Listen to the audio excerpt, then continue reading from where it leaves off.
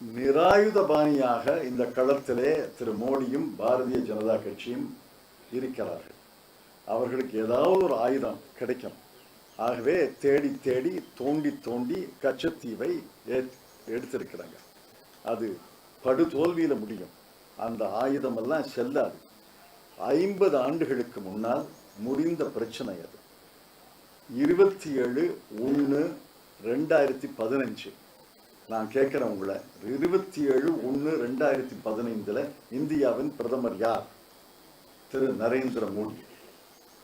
அங்கே வெளியுறவுத்துறை அமைச்சர் யார்? திருமதி சுஷ்மா ஸ்வராஜ். அதுல உயர் அதிகாரி 2வது இடத்துல இருந்த அதிகாரி யார்? திரு ஜெய்சங்கர். 27/1/2015 தகவல் உரிமை சட்டத்தின் கீழே கேட்கப்பட்ட கேள்விக்கு எழுத்து மூலமாக பதில் தந்திருக்கிறார்கள். அந்த பதில் எல்லா பத்திரிகையிலையும் ஆங்கிலத்திலே வெளியாகி இருக்கிறது. இன்று மாலையிலே நான் பேசும்போது பொதுக்கூட்டத்தில எல்லாம் அந்த பதிலை காட்டுகிறேன். என்ன சொல்லியிருக்கு? கச்சத்தீவு என்பது சர்வதேச கடல் சார்ந்த சட்டத்தை பொறுத்தது. கடலில கூட எல்லை இருக்கு. நிலத்துல எல்லை இருக்கிற மாதிரி கடலில கூட எல்லை இருக்கு. இந்த கடல் ஸ்ரீலங்காவுக்கு சொந்தமானது, இந்த கடல் இந்தியாவுக்கு சொந்தமானது என்று ஒரு கண்ணுக்கு தெரியாத ஒரு கோடு இருக்கு. அது வரைபடத்தை வச்சு கடல் அமைப்பை வைத்து அந்த கோடை வரைய முடியும், மேப்பில் வரைய முடியும். ஆனால் கண்ணுக்கு தெரியாது. அந்த வரைபடங்களை எல்லாம் ஆராய்ந்து ஆவணங்களை எல்லாம் ஆராய்ந்த பிறகு இலங்கை தந்த ஆவணங்கள், ராமநாதபுரம் ராஜாவிடம் இல்லாத ஆவணங்கள், அவர் இருப்பதாக சொன்னார், இல்லாத ஆவணங்கள் எல்லாத்தையும் கருத்திலே கொண்டு சர்வதேச சட்டப்படி இந்த தீவு 1.9 சதுர கிலோமீட்டர் 1.9 சதுர கிலோமீட்டர் நிலப்பரப்பு இலங்கை எல்லைக்கு உட்பட்டு விழுகிறது என்று நாங்கள் முடிவுக்கு வந்தோம்.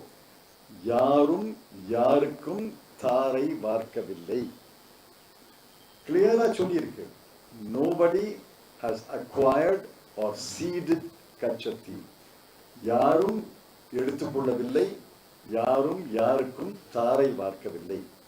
இது இலங்கை கடலுக்கு சொந்தமானது என்று நாங்கள் ஒப்புக்கொண்டு இந்த உடன்பாடு முடிந்து விட்டது. 50 ஆண்டுகள் போய்விட்டன. ஆகவே இந்த பிரச்சனையை எழுப்பக்கூடாது என்று தகவல் உரிமை சட்டம். இப்ப திடீர்னு 9 ஆண்டுகள் கழித்து 5ஆம் தேதி அன்று திரு அண்ணாமலை அவர்கள் ஒரு கேள்வி கேட்கிறாரு. 12ஆம் தேதியே பதில் வருது. பதிலை தயாரிச்சுட்டு கேள்வியை கேட்க சொன்னாங்களா, இல்ல கேள்வி கேட்ட பிறகு பதில் தயாரிச்சாங்களா? எந்த தகவல் உரிமை சட்டத்துல 7 நாட்களிலே பதில் வந்திருக்கிறது? இதெல்லாம் ஜோடித்த கதைகள். இப்ப என்ன சொல்றாங்க? தாரை வார்த்து விட்டார்கள். ஆங்கிலத்தை படிங்க.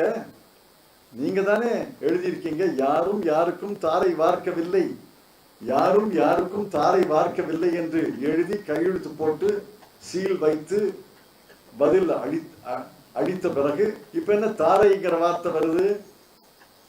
இதெல்லாம் ஜோடித்த ஒரு பிரச்சனை. இதுல நம்ம கச்சத்தீவு இலங்கையை சார்ந்தது என்று ஏற்றுக்கொண்ட பிறகு 6 லட்சம் தமிழர்கள், இலங்கை வாழ் துன்புறுத்தப்பட்ட துயரத்தில் இருந்த இலங்கை தமிழர்களை இந்தியாவுக்கு குடியேற்றி இருக்கிறோம். அவர்கள் பிள்ளைகள், பேரப்பிள்ளைகள் எல்லாம் இங்க சுதந்திர காற்றை சுவாசித்து சுதந்திர மனிதர்களாக வாழ்கிறார்கள். அது மட்டுமல்ல, இன்னைக்கும் இலங்கையில இலங்கை தமிழர்கள் 25 லட்சம், இந்திய தமிழர்கள் ஏறத்தாழ 10 லட்சம், 35 லட்சம் தமிழர்கள் இலங்கையிலே வாழ்கிறார்கள் என்பதை மறந்துவிட்டு பொருட்படுத்தாமல் திரு ஜெய்சங்கரும் திரு நிர்மலா சீதாராமனும் இந்த பிரச்சனையை எழுப்புவது 35 லட்சம் தமிழர்களுக்கு செய்யக்கூடிய மிகப்பெரிய தீங்கு. இவர்கள் தமிழர்கள் நலனை கருதுபவர்களாக இருந்தால் அந்த 35 லட்சம் தமிழர்களுக்கு தீங்கு வராமல் பார்க்க வேண்டுமா இல்லையா? இலங்கை அரசுக்கும் அங்கே வாழ்கின்ற தமிழர்களுக்கும் மீண்டும் மோதல் முரண்பாட்டை உருவாக்குவது. இவர்கள் தமிழர்கள் என்று சொல்லிக் கொள்கிறார்கள். ஏன் தமிழர்கள் என்று சொல்லிக் கொண்டால் தமிழ்நாட்டில் போட்டி போட வேண்டியதானே? தமிழிசை போட்டி போடுவதை போல, அண்ணாமலை போட்டி போடுவதை போல, முருகன் அவர்கள் போட்டி போடுவதை போல, ஜெய்சங்கரும் நிர்மலா சீதாராமன் அவர்களும் 2 பேரும் போட்டி போட்டு கச்சத்தீவை பிரச்சனையை தேர்தலில் வைக்க வேண்டியதானே? ஏன் போட்டி போடவில்லை? ஏன் மோடி பின்னால் ஒளிந்து கொண்டு இன்னைக்கு பிரச்சனையை எழுப்புறாங்க? 35 லட்சம் தமிழர்கள் நலனிலே அவர்களுக்கு அக்கறை இல்லையா? நான் அவர்களுடைய அறிக்கைகளை கண்டிக்கிறேன். 35 லட்சம் தமிழர்கள் அன்று நாம் குடியேற்றிய 6 லட்சம் தமிழர்கள் நலனை கருதி இந்த முடிந்த பிரச்சனையை திறக்கக்கூடாது, மீண்டும் திறக்கக்கூடாது என்று கேட்டுக்கொள்கிறேன். பாதகம் செய்பவரை கண்டால் நாம் பயங்கொள்ளலாகாது பாப்பா, மோதி மிதித்து விடு பாப்பா, அவர் முகத்தில் உமிழ்ந்து விடு பாப்பா. அண்மை செய்திகளை உடனுக்குடன் தெரிந்து கொள்ள இணைந்திருங்கள் இயம்நாடு தொலைக்காட்சியுடன்.